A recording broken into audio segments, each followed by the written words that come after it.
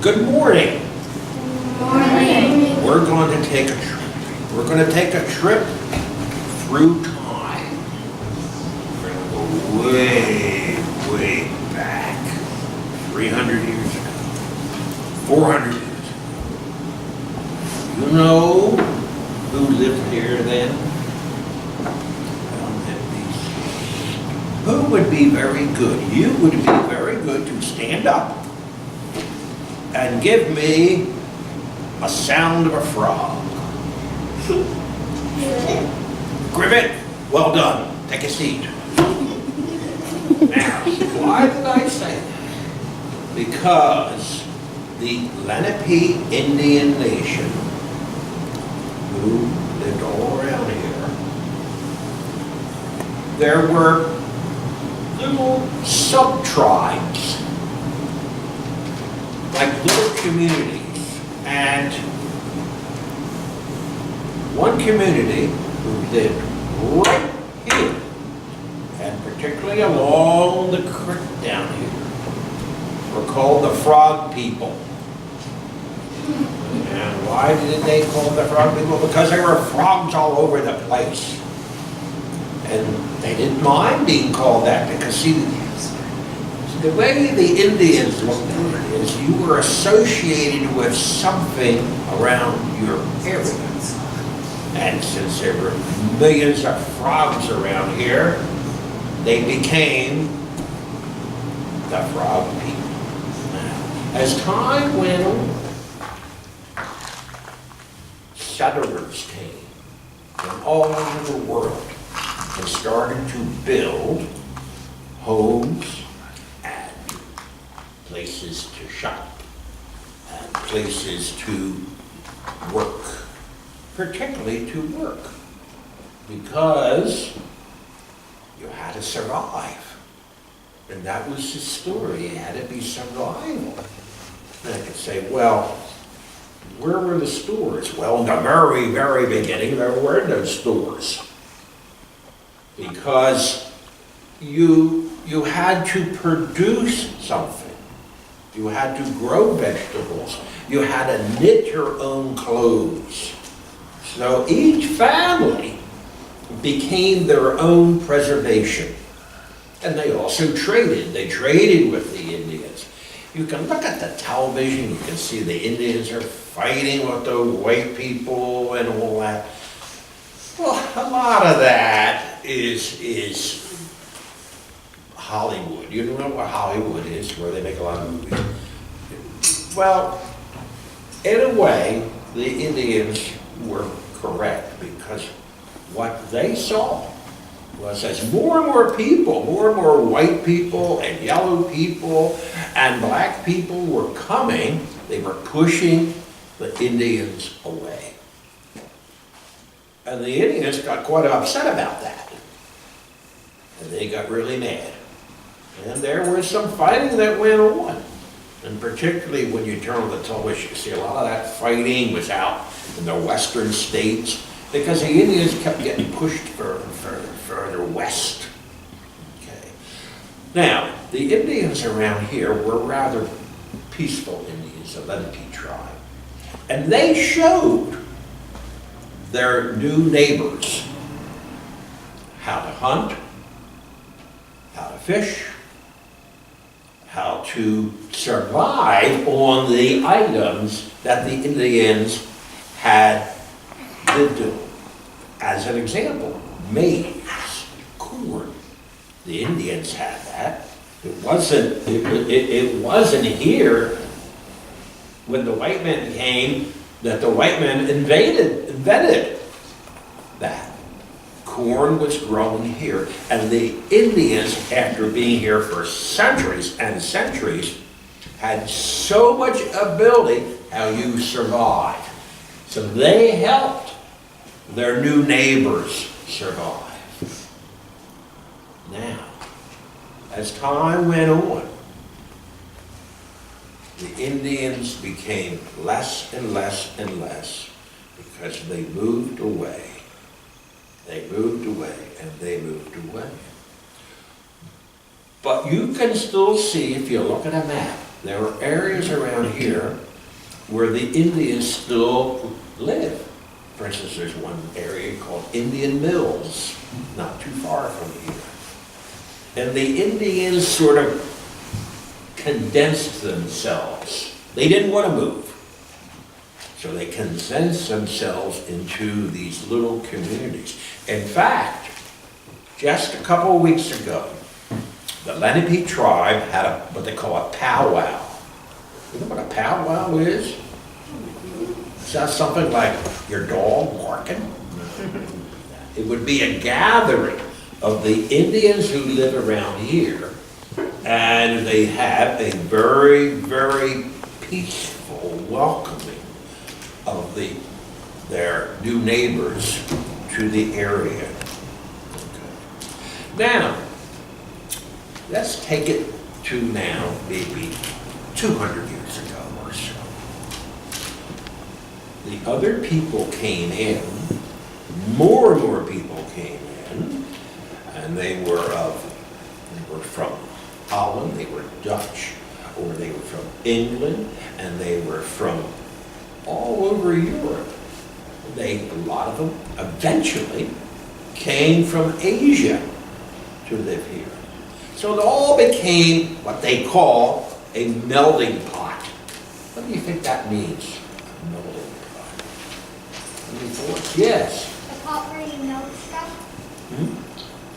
A pot where you melt stuff. Yeah.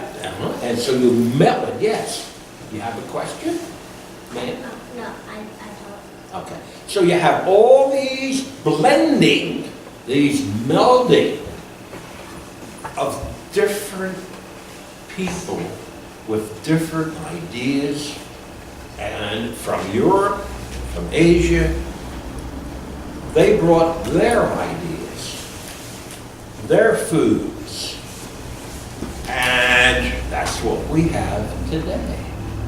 Now, not all the people that came to America, some of them didn't get along, okay? Sometimes people from Italy didn't like the people from England, and so you'll have this turmoil. That's one thing I remember, that I want you to remember that just because people do things a little differently doesn't mean they're wrong. You have to listen to what people say, and you listen to their language. That's how we all learn.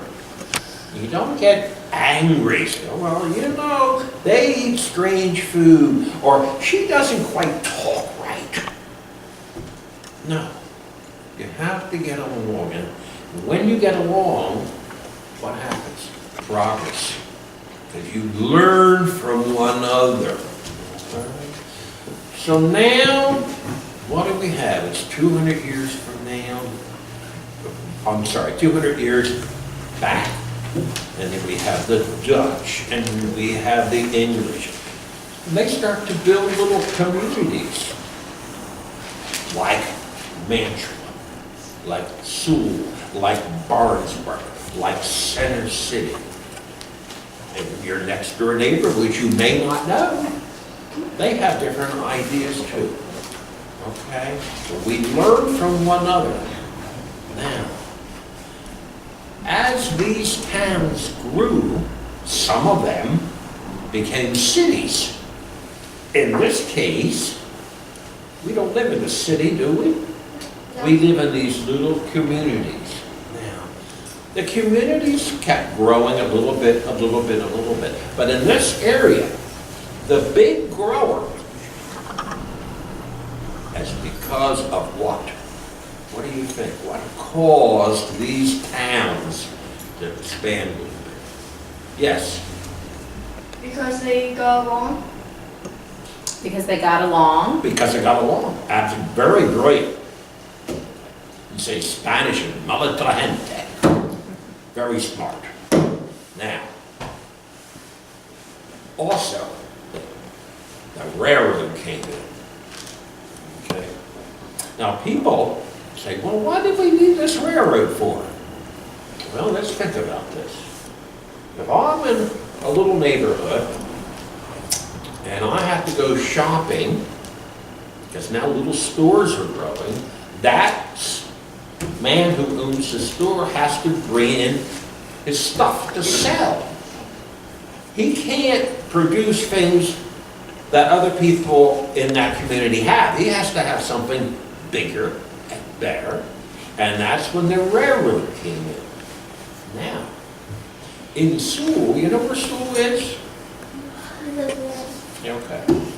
Well, my great-grandfather, he was from Ireland, and he started digging in the ground, and he found this green soil right below the topsoil. And I guess he figured out what to do with it. He found that the plants, if you scatter that green soil around, plants would grow better. And he said, well, I could sell that as fertilizer. And it was, in those times, it was called green sand. Okay. Well, you take that green sand, and if you dry it, it becomes just like when you go to the seashore. Okay? But it was a green color, and it became very fine in your hands. If it's not dry, it is this mucky, ugly mess. But he realized if he dried it, people would buy it. Now, the next problem that my great-grandfather had was, well, how am I going to get it to the people? Because farm trucks would come and they'd shovel it in, but he kept digging these mines, and he had big shafts, some of them going 400 foot deep. Okay. He talked to the man who owned the railroad and said, look, the railroad is kind of close to us, but it could be closer. And he told the man who owned the railroad, you move the railroad track over, and I guarantee you. What's a guarantee? What do you think of it? Yes, go ahead. A promise. A promise. A promise, yes. And the promise was that I will, if you bring the railroad, I will give you many, many thousands of pounds of the green sand, and you will be paid for that to send it on the railroad track. So the railroad track got moved over, and that is what now is called Sewell. Before that, it was called Marlborough, was one of the names. Marl is the same thing as the green sand, okay? So you can see how progress changed things. Changed where the railroad is. Now, let's take Mantua. What was that known for? Well, you have a creek that comes right up here. And it was very, somewhat deep, not too wide, but they could send boats up there. What would be on the boat? Why would you want a boat? Go ahead. Why would the boats be there? Maybe to bring things to other places without using like gas, or as much like gas and stuff, like power the train, not to use coal. Well, yeah, that's true. And also lumber was an important thing. To build the houses, because people were moving in and they needed a home. So it also, they would bring up wood to build the houses. Now, what do you think? Now we have this boat. The boat is right here. A man unloads the wood. Now the boat's still there. Now the boat is going to go back for more wood, but in the meantime, what do you think is going to go on this empty boat? Because an empty boat doesn't make any money. Maybe like they'll put on the boat the stuff that the other place wants. What did she say? That she'll put some things on the boat that other people want. That's The right. other place. And that's called transportation. Okay? Now, what did they put on the boat that went back? Marl. Could have been moral. Yeah. If you're going to send it on a train, you could put it on a boat too. That's good thinking. Now, Mantua became built up because of that transportation, that river, that creek helped develop the town. Now, how about Barnesburg? You know where Barnesburg is? Yes. I forget. Yeah. A town. Barnesburg's a town, not too far from here. Have your parents take you, drive you to Barnesburg. Now, Barnesburg became well known because it was a stagecoach stop. Yes. She lives in Barnesburg. She lives in Barnesboro. Yeah, okay. Well, in the middle of Barnesburg, was a hotel. Now it's a restaurant. Yes. But it was a stagecoach stop. What is a stagecoach stop? Yes. Like, it's somewhere, it's somewhere where you like wait for a cart to come with horses. Yes. Right? Absolutely correct. Because in those times, there were no cars. Now you take this wagon, which has a little cover over it, and here's the horses. Here's a man who takes care of the horses. And now here's this four-wheeled, horse-drawn wagon that's going to take the people from here to here. Well, maybe from there to there is a long time, long distance, and these people have to get off. They need something to eat, and they want to rest overnight.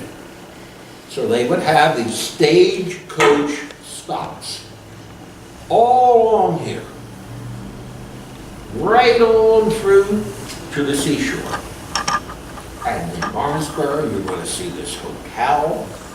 No stagecoach is there now, but there's cars there. So that is what Barnesburg was known for, was a stagecoach stop.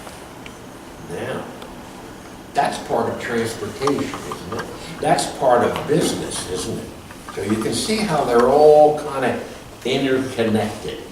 Because if you've got something for people, you've got a way that they can get from here to there to there, then they're going to call their friends, going to say, well, you're going to use a telephone. No, there were no telephones, but then you could send a letter, say, come on over to Barnesboro, or come to Sewell, or come to Center City. It's nice here, and people are nice here, and there's businesses that starting to grow. So there was a way of making money so you could buy things for your family. Okay? Got any questions for me? So as time went on, these towns started to grow. Sometimes little towns started to grow so much that they became 2 or 3 towns together. And that's the beginning of cities. Little towns growing together. In our case, they grew, but they didn't interconnect. They didn't all grow to a city. So you have this separation. What does that mean, separation? Yes? How 2 things are like apart. Houses are apart. So we stayed kind of the same, but a lot different. Now let's talk about when you have these towns and when you have these people, you're going to have children, right? And they're going to have to go to school. Now, let's say we're going back 100 and some years. There were no schools. You would have what they call circuit riders.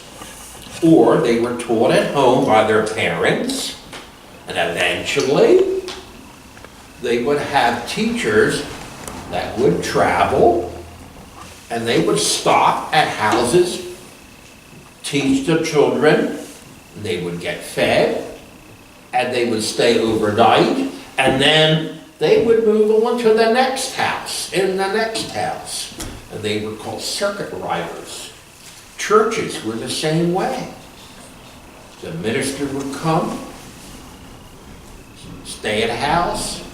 Now, in that case, maybe the neighbors would all come together and hear the minister talk about religion. And then he would move on. Okay? And there were some churches still in this community that had circuit riders, because eventually, as the houses got more and more and more, they eliminated the circuit riders, and the minister lived next door to the church, and they called parsonages. Okay? And that's how the churches continued to grow and to grow and to grow. Now, what else would you like me to talk about? We've talked about schools. We've talked about how the town's built because people made things, and they made some money, and then they bought stuff. So all these things came together. It was almost like baking a cake. Okay, we have the ingredients, and what was the oven? Well, the oven was time. Time made the cake get bigger and bigger. And that's all that happened. Now, what else would you like?